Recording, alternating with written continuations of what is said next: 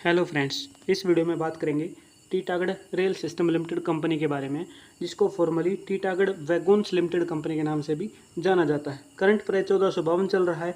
आगे चल के ये प्राइस 2000 तक जाने की आशंका है। तो यहाँ पर अगर कंपनी के बारे में शुरुआत में बात करें तो कंपनी क्या करती है।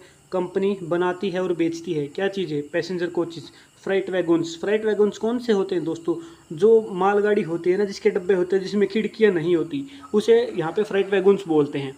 उसके बाद यहाँ पे आप देखोगे तो metro train, train electrical, steel casting, specialize equipments, ठीक है, ब्रिज और शिप, ये चीज़ें एटसेट्रा बनाती है ये कंपनी। तो इसमें सबसे ज़्यादा जो पैसेंजर कोचेज हैं और मेट्रो ट्रेन से, ये सबसे ज़्यादा जो प्रोजेक्ट है इसके ट्रेंडिंग में है, यानी कि इसके ऊपर ये काफ़ी ज़्यादा काम कर रही है। तो एक स्पेशल न्यूज़ है इसके ऊपर, वो बात करते हैं। उसके बाद फंडामेंटल देखते हैं कि इसका प्राइस जो 1 महीने से नीचे गिर रहा है, उसके पीछे का रीज़न क्या है, वो जानने की कोशिश करेंगे।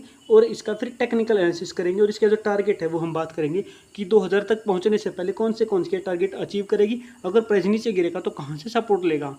यहाँ पर ये एक न्यूज़ है दोस्तों हिंदुस्तान टाइम्स की। यहाँ पे एक लिखा है कि after a break almost year, 1 साल के ब्रेक के बाद इस मेट्रो को एक अवार्ड मिलने वाला, प्रोजेक्ट मिलने वाला है 10,000 करोड़ के आसपास, जो कि इनके रिसर्च ने सजेस्ट किया कि कॉन्ट्रैक्ट रहेगा 10,000 करोड़ का, जो कि चेन्नई मेट्रो रेल के प्रोजेक्ट के रिलेटेड रहेगा।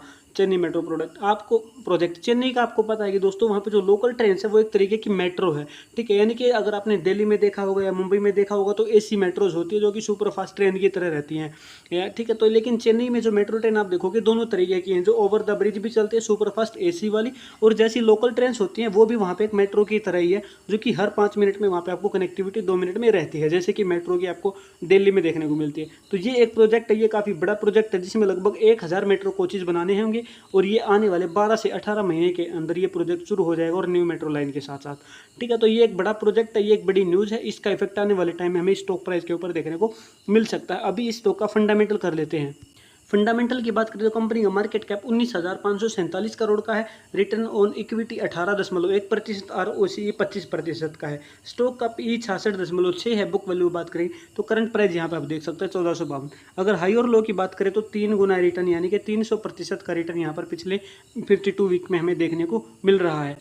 क्वार्टरली रिजल्ट की बात करेंगे दोस्तों तो जून का, यहाँ पर जून का 2023 और 24 का कंपैरिजन करेंगे तो आप देखोगे दोस्तों तो सेल है वो कंपनी की कम हुई है। सेल कम होने की वजह से भी एक वजह ये भी हो सकती है कि जिसकी वजह से प्राइस जो है नीचे गिरा है। यानी कि क्वार्टर के नंबर्स अगर अच्छे नहीं आएंगे, अगर नंबर्स कंपनी अच्छे नहीं देगी, तो उसके बाद जो इन्वेस्टर्स हैं उनके मन में डर होगा कि कंपनी अपना परफॉर्मेंस कम कर रही है, उसके बाद से इन्वेस्टर्स उनको बेच कर निकलना शुरू हो जाएंगे। तो सेलिंग अगर बढ़ेगी तो प्राइस अपने आप नीचे की तरफ जाना शुरू हो जाएगा।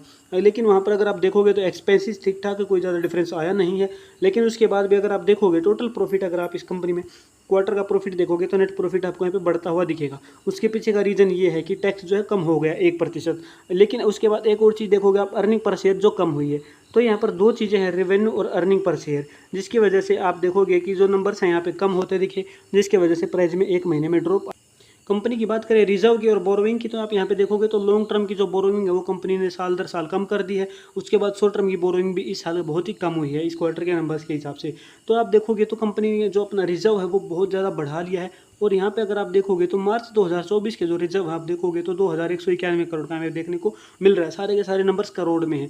तो यहाँ पे आप देख रहे हो दोस्तों कि जो बोरोइंग है वो तो कम हो रही है और रिजर्व जो कंपनी के बढ़ रहे हैं, जिसकी ऐसे नंबर आने की वजह से, इस रिजर्व बढ़ाने की वजह से इस बार कंपनी ने अपने डिविडेंड भी पे किया। अगर साल दर साल इन्वेस्टिंग की बात करेंगे तो यहाँ पर शेयर होल्डिंग आप देख रहे हैं दोस्तों, प्रोमोटर ने से अपनी शेयर होल्डिंग यहाँ पे लगभग 2%, और यहाँ से अब तक बात करेंगे तो 2023 से लेके यहाँ पे जून 2024 तक 7% की शेयर होल्डिंग अपनी कम कर दी है। लेकिन वहीं पर FII साल दर साल बढ़ रही है, DII भी साल दर साल बढ़ रही है, लेकिन पब्लिक साल दर साल यहाँ पे देखेंगे तो 2023 के बाद से कम हो रही है। पब्लिक अपनी होल्डिंग कम कर रही है, FII DII अपनी होल्डिंग बढ़ा रहे हैं। टेक्निकल की बात करें दोस्तों तो यहाँ पे अगर आप देखोगे तो कैंडल्स के कुछ पैटर्न को समझने की कोशिश करेंगे तो यहाँ पे एक इम्बैलेंस कैंडल हमें देखने को मिली। उसके बाद से आप देखोगे तो एक ग्रीन कैंडल है जिसमें यहाँ पे बायर्स बहुत ज़्यादा एक्टिव हैं। तो आने वाले टाइम में हमें एक अच्छा प्रॉफिट यहाँ पे देखने को मिल सकता है। अगर हम बात करेंगे यहाँ पे, अगर हम पिवट पॉइंट यूज़ करके, तो R1 पे कंपनी अब यहाँ पर प्राइस जो है R1 पे सपोर्ट ले रहा है, और उसके बाद से एक रिट्रेस हमें यहाँ पर मिल चुका है। तो अभी उम्मीद है 1673 का टारगेट पहला मिलने की, और अगर उसको भी ब्रेकआउट देता तो 2256 का, जैसे कि मैंने भी बताया कि 2000 के आसपास तक का टारगेट जाने की पॉसिबिलिटी इस स्टॉक में दिख रही है। तो इस स्टॉक पे अपनी नज़र बना के रखिएगा।